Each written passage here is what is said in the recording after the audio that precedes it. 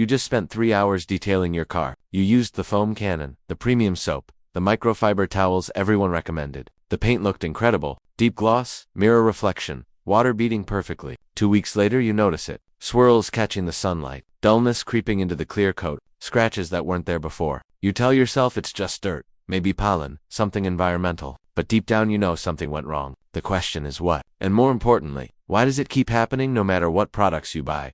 The answer is simpler and more frustrating than you think. Your foam cannon might be contributing to the problem instead of solving it. Not because foam cannons are bad, but because the way most people use them creates a false sense of security that leads to technique breakdown. And technique is everything when it comes to preserving paint. This isn't about buying better products or spending more money. This is about understanding what actually protects your clear coat and what quietly destroys it over time. Let's talk about what gloss actually is. When you look at a shiny car, what you're seeing is light reflecting off a smooth surface. The smoother the surface, the more uniform the reflection, the deeper the gloss. Clear coat is designed to be perfectly smooth at the microscopic level. When light hits it, photons bounce back in organized patterns. That's what creates the mirror effect. That's what makes paint look wet even when it's dry. But the moment you introduce any kind of imperfection, scratches, swirls, micro-marring, those photons scatter. Instead of reflecting cleanly, they diffuse in random directions. The result is haze, dullness, loss of depth, and once that process starts, it accelerates.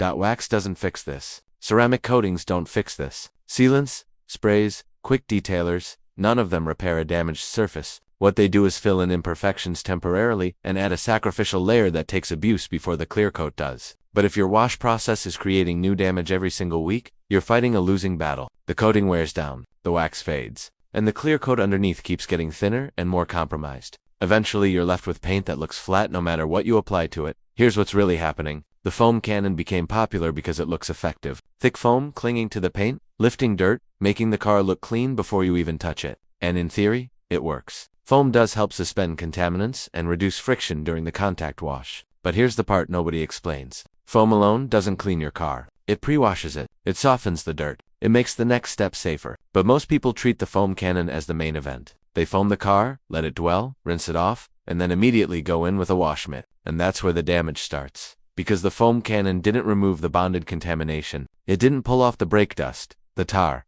the industrial fallout, the pollen that's been baked onto the surface for days. All it did was wet it and make it slightly easier to move. So when you drag your wash mitt across the paint, you're not gliding over a clean surface. You're pushing abrasive particles around. Those particles act like sandpaper. Microscopic sandpaper, but sandpaper nonetheless. Every pass creates tiny scratches. Every panel creates more marring. And because the foam made everything look clean and feel slippery, you don't realize you're doing it.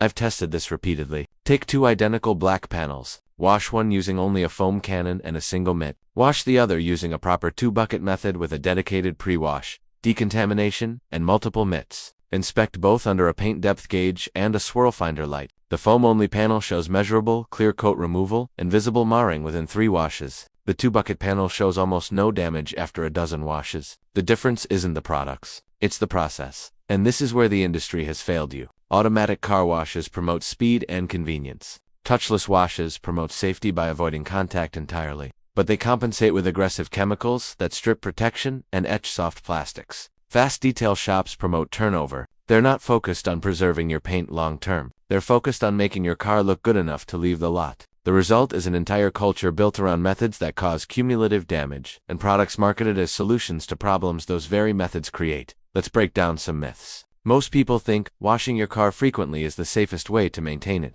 And in theory, that's true. A clean car is less likely to accumulate bonded contamination that scratches during washing. But here's the issue. If your wash process itself is flawed, washing more often just accelerates the damage. You're not protecting the paint. You're wearing it down faster. Frequency isn't the problem. Friction is the problem. Then there's the myth that pressure washers damage paint. This one's been circulating for years, and it's almost entirely wrong. A pressure washer, used correctly, is one of the safest tools you can use. It removes loose dirt without contact. It rinses soap without dragging a mitt. It blasts contamination out of crevices that a towel would just smear around. The danger isn't the pressure. The danger is using the wrong nozzle, holding it too close, or aiming it at vulnerable seals and trim. But the paint itself, especially modern clear coat, can handle thousands of psi without issue. The real risk is not using a pressure washer and relying entirely on mechanical wiping to remove dirt. Here's another big one. Ceramic coatings make paint immune to scratches. This is the most expensive myth in detailing. Ceramic coatings add hardness. They create a hydrophobic layer that repels water and makes cleaning easier. They resist chemical bonding and UV degradation. All of that is true, but they do not prevent scratches caused by improper washing. If you drag a dirty mitt across a coated panel, you'll still create marring. The coating might make it slightly harder to scratch, but it won't stop abrasive particles from doing damage. And once the coating gets scratched, it loses its hydrophobic properties in those areas. Water stops beating, dirt starts bonding, and you're left wondering why a $1,000 coating failed after 6 months. Wax prevents scratches. Also false. Wax is soft. It's designed to fill imperfections and enhance gloss, not to provide a hard barrier against abrasion. If anything, wax makes your paint feel slicker, which gives you a false sense of security during washing. You think the glide you're feeling means the surface is protected, but what you're actually feeling is the wax lubricating the movement of dirt across your clear coat. Now let's talk about the damage mechanism itself. Micro-marring doesn't happen all at once. It's cumulative. Every wash adds a few scratches. Every drying session adds a few more. Over weeks and months, those scratches layer on top of each other. The clear coat gets hazier. The reflection gets duller. And because the change is gradual, most people don't notice until it's severe. By that point, the only fix is paint correction. Compounding, polishing, removing microns of clear coat to level the surface and restore gloss. And every time you correct the paint, you remove material that you can't get back. Modern clear coat is only so thick. You can correct it 3, maybe 4 times in the life of a vehicle before you start hitting base coat. After that, you're looking at a respray. Bonded contamination accelerates this. Brake dust, tar, rail dust, industrial fallout, all of it lands on your paint and chemically bonds to the surface. If you don't remove it before washing, you're grinding it into the clear coat. And the longer it sits, the harder it bonds. A car that sits outside for 2 weeks develops contamination that a foam cannon and a mitt can't safely remove. You need a dedicated decontamination step. Clay bar, iron remover, tar remover, something that breaks the bond and lifts the particles without mechanical force. Once the damage compounds, the cycle becomes self-perpetuating. Scratched paint holds dirt more aggressively. Dirt creates more scratches during washing. Those scratches hold more dirt. The gloss fades faster. The protection fails sooner. And you end up spending more and more money on products that can't solve the underlying issue. Here's how to detect the damage before it becomes severe. Run your hand across the paint after washing. If it feels rough, like sandpaper or tiny bumps, that's bonded contamination. It needs to be clayed. Look at your rinse water after the contact wash. If it's heavily discolored or gritty, you didn't pre-wash enough. Inspect the paint under direct sunlight or a bright LED. Swirls and marring show up as spiderweb patterns that catch the light at certain angles. If you see them, your wash process is causing damage. Check how fast your protection fades.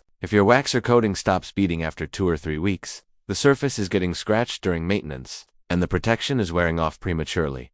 Certain factors make this worse. Dark paint shows damage more visibly than light paint. Black, dark blue, dark gray. These colors have no tolerance for imperfection. Every scratch is magnified. Soft paint, common on Japanese and luxury vehicles, scratches more easily than hard German or American clear coats. Dusty environments, desert climates, rural areas with gravel roads. These conditions introduce more abrasive particles that bond to the surface.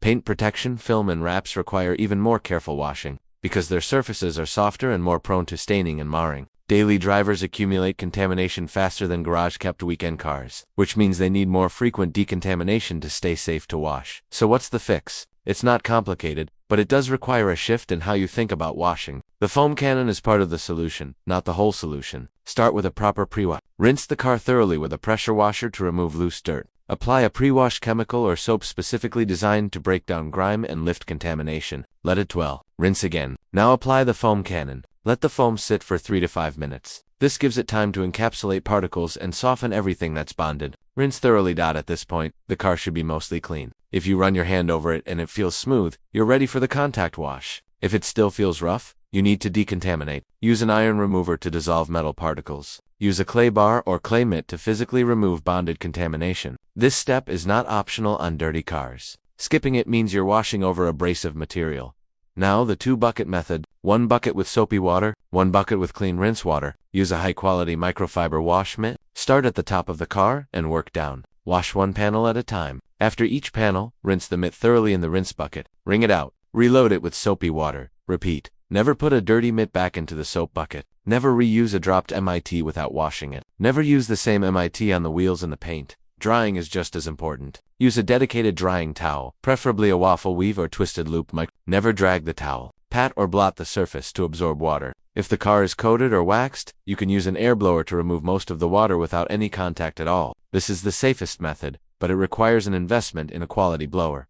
After drying, apply a maintenance spray or quick detailer to add a sacrificial layer and enhance gloss. This step also removes any water spots or residue left behind. Finally, inspect the paint. If you see new marring, adjust your process. If the paint feels rough, schedule a decontamination. If the gloss is fading, reapply your protection. Let's talk cost. A good foam cannon costs $50 to $80. A pressure washer runs $150 to $300 depending on the model. 2 buckets and grit guards cost $30. Quality microfiber mitts and towels run another $50. Pre-wash chemicals, soap, iron remover, clay, all of that adds up to maybe another $100. Total investment, around $500 to $600 for a complete system. That sounds like a lot, until you compare it to paint correction. A professional single-stage polish starts at $300. A multi-stage correction runs $700 to $1,500 depending on the condition and size of the vehicle. And that's assuming your clear coat is thick enough to correct. If it's not, you're looking at a full respray, which can cost thousands. The takeaway is this: technique matters more than products. Prevention is cheaper than correction. And building a proper system is more effective than impulse buying the latest trending spray or coating. The foam cannon is a useful tool, but only if it's part of a complete process that prioritizes contamination, removal, and contact reduction. Using it as a standalone solution or as a replacement for proper washing will damage your paint over time. And no amount of wax or ceramic coating will hide that damage once it's severe. If you've been relying on a foam cannon and wondering why your paint still looks dull or scratched, now you know. The question is whether you're willing to change your process or keep repeating the same cycle. Let me know in the comments what your current wash routine looks like and whether you've noticed damage over time. If this breakdown helped clarify what's actually happening to your clear coat, hit the like button and subscribe for more myth-busting content that cuts through the marketing and focuses on what actually works. Next video I'll be covering why most people are drying their cars completely wrong and how that single step is responsible for more scratches than the entire wash process. Until then, protect your paint, question the process, and stop trusting foam to do the heavy lifting.